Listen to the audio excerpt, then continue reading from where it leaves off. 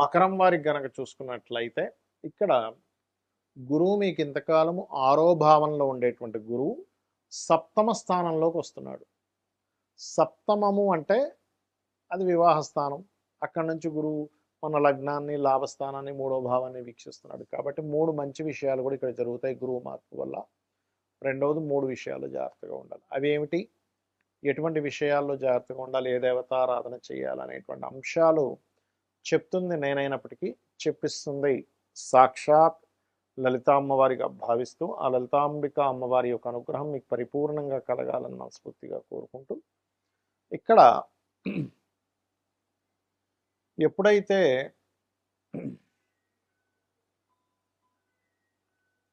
ఈ గురువు యొక్క దృష్టి అంటే సప్తమంలోకి ఇంతకాలం ఆరులో ఉన్నప్పుడు ఏంటంటే స్త్రీలతోని లేదా గురువులతోని కొన్ని గొడవలు ఉన్నటువంటివి క్లియర్ అవుతాయండి. ఆరులో ఉండే గురువు సప్తమంలోకి వస్తున్నందుకు. అయితే అక్కడ ఉండే గురువు లగ్నాన్ని వీక్షించినందుకు తెలియని ఒక కాన్ఫిడెన్స్ పెరుగుతుంది మనిషికి. ఎస్, నేను చేయగలను, నాకు పర్లేదు, భగవంతుడు ఉన్నాడు, లేదు మాకు ఏదో ఒక అనుగ్రహం ఉంది, నాకు నేను చేయగలను అని ఒక తెలియని ఒక కాన్ఫిడెన్స్ పెరుగుతుంది. అన్నిటికంటే ముఖ్యమైనది అది గురువు దృష్టి ఉన్నప్పుడు గుర్తుపెట్టుకోండి. సప్తమం నుంచి లేదా సామాజికంగా నేను బాగా వెళ్ళగలుగుతున్నా అనే ఫీలింగ్ అయినా వస్తుంది ఆ వ్యక్తికి. అలాగే చేసే వ్యాపారాలు, అందులోని ముఖ్యంగా భూ సంబంధించిన వ్యాపారాలు ఉంటాయి, మీడియేటింగ్ చేసేవి కొన్ని ఉంటుంటాయి, మధ్యవర్తిత్వంగా ఉండేవి అటువంటివి. ఈ వ్యాపారాల్లో కూడా కొంతమంది చూడండి ప్రవచనాలు చెప్పడం, పూజాది కార్యక్రమాలు చేయించడం, లేకపోతే డిజిటల్ మార్కెటింగ్ అంటూ ఉంటాం. డిజిటల్ మార్కెటింగ్ రిలేటెడ్ సంబంధించినటువంటి విషయంలో బాగా కలిసి రావడము, ఇటువంటివి బలంగా ఉన్నాయి చెప్పాలంటే. కావున ఈ యొక్క విషయంలో మీరు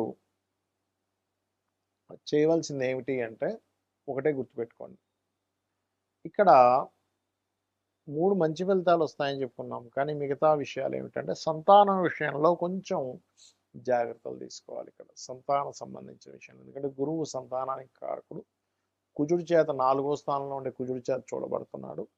మరియు గురువు యొక్క రాసుల్లో శని ఉంటూ శని యొక్క రాసుల్లో రాహు ఉన్నాడు. కాబట్టి సెకండ్ సంతానం కోసం ప్లాన్ చేసుకునేవారు. మొదటి సంతానం విషయంలో కొన్ని ఇబ్బందులు పడుతుండేటువంటి వారు సరైన సమయంలో సరైన ప్రికాషన్స్ తీసుకోవడం చేయాలి.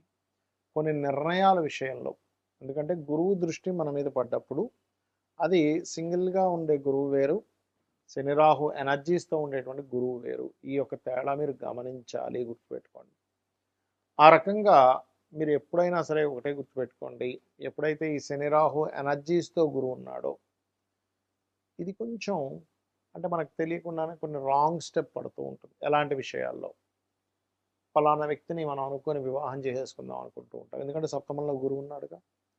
సప్తమంలో ఉండే గురువు శని రాహులతో ఉన్నందుకు మనం చూడండి వాళ్ళ అవసరం తీరే వరకు ఒకలాగా, అవసరం తీరిపోయిన తర్వాత ఒకలాగా ఉంటుంది కొంతమంది. వాళ్ళ యొక్క ఆలోచన విధానాలు అనుకోండి, వాళ్ళ యొక్క వైఖరి అనుకోండి, అంతా కూడా అప్పటి వరకు చాలా అతి వినయంగా అసలు మనం అంటే వల్లభాని ప్రేమ ఉన్నట్టు అభిమానం ఉన్నట్టు చూపిస్తూ ఉంటారు. కానీ ఎప్పుడైతే గురువు యొక్క తెర ముగిపోయింది అక్కడంతా శని రాహులు కనిపిస్తూ ఉంటారు. కాబట్టి ప్రేమ వివాహాలు చేసుకునేటువంటి విషయంలో, ప్రేమ వ్యవహారాలు, ప్రేమ వివాహాలు చేసుకునేటువంటి అంశంలో చాలా జాగ్రత్తగా ఎక్కడైనా రాంగ్ స్టెప్ పడుతుందో చూసుకొని చేసుకోండి. ఇక మీరు ఎక్కడ ఎటువంటి రాంగ్ స్టెప్స్ పడకుండా ఉండాలంటే నవగ్రహాలలో శని, రాహువు, గురువు ఈ 3 గ్రహాల దగ్గర దీపారాధన చేయండి. కాకపోతే ఇక్కడ ఆన్లైన్లో చేసే బిజినెస్ల వాళ్ళకి బాగా కలిసి వస్తుంది చెప్పాలంటే. మరియు వ్యాపారాల్లో ముఖ్యంగా మధ్యవర్తిత్వంగా, అంటే మనం ఏమీ అక్కడ ప్రోడక్ట్ పెట్టకుండా వేరే వాళ్ళ ప్రోడక్ట్ వీళ్ళు పంపిస్తూ ఉంటారు, మీడియేటింగ్ చేస్తూ ఉంటారు. అది రియల్ ఎస్టేట్లో ఉంటుంది, రకరకాల వాటిలో ఉంటుంది. అటువంటి వాటిల్లో కూడా మీకు కలిసి రావడం జరుగుతుంది. గురువు కర్కాటక రాశిలోకి మారుతూ ఈ సంవత్సరం, మనకు పోయిన సంవత్సరం ఎలా అయితే వృషభంలో ఉన్నటువంటి గురువు మిథునంలోకి, మిథునం నుంచి మరలా కర్కాటకంలోకి వెళ్ళి మళ్ళా కర్కాటక నుంచి మిథునంలోకి వచ్చి కూర్చున్నాడు. ఈ సంవత్సరం కూడా 3 రాసులు అంటే మిథునంలో ఉన్న గురువు ఇప్పుడు మనకి కొత్త సంవత్సరాన్ని మిథునంలో ఉన్నాడు. అలాగే కర్కాటకంలోకి వస్తున్నాడు జూన్ 2కి, నవంబర్ 1కి అలాగా సింహంలోకి వెళ్ళి కేతుతో కనెక్ట్ అవుతున్నాడు. దీనివల్ల దేశకాల పరిస్థితుల్లో ఎందుకు ఇంత ఇబ్బంది, ఎందుకంటే గురువు ఉచ్చస్థానంలోకి వెళ్తుంటే ఇబ్బంది ఏంటండి, నేను చాలా రోజుల క్రితం చెప్పాను ఏమండి, గురువు గురువు కాదు, గురువు యొక్క స్వరూపం పూర్తిగా పాడైంది అని. అందుకే చూడండి, విపరీతమైన ఎండలు, విపరీతమైనటువంటి వర్షాలు, ఒక రకమైనటువంటి ఇవన్నీ కూడా చెప్పుకున్నాం, మన యూట్యూబ్ ఛానల్లో ఉన్నాయి. అదేదో అంటే విపత్తు వచ్చేస్తుంది అనేటువంటివి మనం వింటూ ఉన్నాం వార్తలు. ఎందుకు కారణం ఏమిటి అంటే సర్పదోషాన్ని ఇన్నర్గా క్రియేట్ అవుతుంది అక్కడ. సర్పదోషం ఎలా క్రియేట్ అవుద్ది? రాహువు వల్ల, కేతువు వల్ల. రాహుకేతువులు ఇంకొక గ్రహంతో కంజక్షన్లో ఉన్నప్పుడు సర్పదోషాలు క్రియేట్ అవుతూ ఉంటాయి కదా. రైట్. అయితే ఈ కంజంక్షన్ విషయంలో ఇక్కడ ఒక మంచి కంజంక్షన్ కూడా ఉంది, అది కూడా ఏంటో చెప్తాను. ఒకటి, కర్కాటక రాశిలోకి జూపిటర్ ఎంటర్ అవుతున్నందుకు జలప్రలయాలు,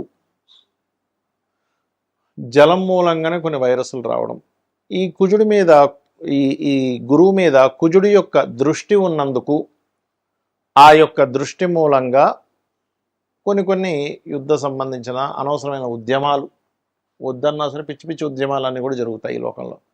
విపరీతమైనటువంటి కొన్ని ఉద్యమాలు జరగనున్నాయి, గుర్తుపెట్టుకోండి. అవి తలా తోకా లేనటువంటి ఉద్యమాలు. అనవసరంగా ఎందుకు చేస్తున్నారా ఇప్పుడు ఈ ఉద్యమం అనుకోవడం. కొన్ని మంచి కూడా జరుగుతున్నాయి, మంచిగా ఉండవని నేను చెప్పట్లే. పాపం వాళ్ళ న్యాయం కోసం పోరాడేవి కూడా ఉంటాయి, అందులో ఉండవని నేను చెప్పట్లేదు. ఎందుకంటే కుజుడు ఓన్ హౌస్లోకి ఉండి గురువుని చూస్తున్నాడు. కర్కాటక రాశిలో ఉండే గురువు. కర్కాటక రాశిలో ఉండే గురువు అంటే ఏంటి? విద్యార్థులు, విద్యా సంస్థలు, విద్యా సంబంధించిన విద్యార్థులు కొన్ని ఉద్యమాల్లోకి ఎంటర్ అవ్వడం ఇస్తాడు ఇక్కడ. ఎందుకండి, ఏం గురువు మంచి ప్లేస్లో ఉన్నాడు కదా, కుజుడు కూడా ఓన్ హౌస్ నుంచి చూసుకుంటున్నాడు కదా అంటే, ఇక్కడ మనం అర్థం చేసుకోవాల్సింది, గురువు శని రాహు ఎనర్జీస్తో ఉన్నప్పుడు సర్పదోషాన్ని క్రియేట్ చేస్తూ ఉంటాడు. అందుకే మనకి ఇంకా విపరీతంగా వార్ స్ట్రాటజీస్ ఇంకా పెరగడం జరుగుతూ ఉంటుంది. అలాగే మరొక విషయం ఏంటంటే, ఈ జలప్రలయాలు అనుకోండి, పశువుల మూలంగా అంటే కొన్ని జంతువుల మూలంగా కూడా వచ్చేటువంటి వైరస్లు అనుకోండి. కుజుడు కొన్ని జంతువులకు కారకుడు కూడా తీసుకుంటాం మనం, కాబట్టి వాటి మూలంగా అవ్వడం అనేటువంటిది జరుగుతూ ఉంటుంది. మరి ఈ యొక్క ప్రభావం ఇలా ఉన్నప్పుడు అందరూ చేయవలసినటువంటి రెమెడీస్ ఏమిటి? ఇక్కడ మీ లగ్నం తెలిసినా, మీ రాశి తెలిసినా తెలియకపోయినా, మీది ఫలానా నక్షత్రము అని చెప్పి మీకు తెలిసినా తెలియకున్నా కూడా మీరు చేయవలసినటువంటి పరిహారాలు ఏమిటి ఇక్కడ అని చెప్పి చూసుకున్నట్లయితే, ప్రధానంగా ఇక్కడ మీరు చండీ, మీ ఇంట్లో మీరు చండీ చేయించుకునే స్తోమత కనుక మీరు కలిగి ఉన్నట్లయితే ఖచ్చితంగా ఇంట్లో చేయించుకోండి. Point number 1. రెండవది ఏమండి, మాకు అంత స్తోమత లేదు, ముందే డబ్బులు లేక మేము విలవిల్లాడిపోతున్నాం, మళ్ళీ ఇప్పుడు ఈ చండీ ఎక్కడ చేయించుకోవాలి, చాలా ఖర్చుతో కూడుకున్నది అంటే, సామూహికంగా ఆలయాల్లో చేస్తూ ఉంటారు. మీకు దగ్గరలో ఉండే వాళ్ళు చాలా తక్కువ ధనానికి చేస్తూ ఉంటారు, ఎందుకంటే సామూహికం కాబట్టి అందరికీ అది షేర్ అవుతుంది కాబట్టి అలా వెళ్ళి చేయించుకోండి. అది కూడా లేదండి, చాలా ఇబ్బందుల్లో ఉన్నాను, మీరు డబ్బు ఖర్చు పెట్టకుండా, రూపాయి కూడా ఖర్చు లేకుండా ఇంకో 2 ఉపాయాలు ఉన్నాయి. అవేమిటి? చండీ జరుగుతున్నటువంటి ప్రదేశానికి వెళ్ళి కూర్చోండి, శ్రద్ధగా, భక్తిగా, శ్రద్ధగా అక్కడ కూర్చుంటే చండీ చేయించిన దాంట్లో పావు వంతు అంటే 25% ఫలితం మీకు ఖచ్చితంగా వచ్చి తీరుతుంది.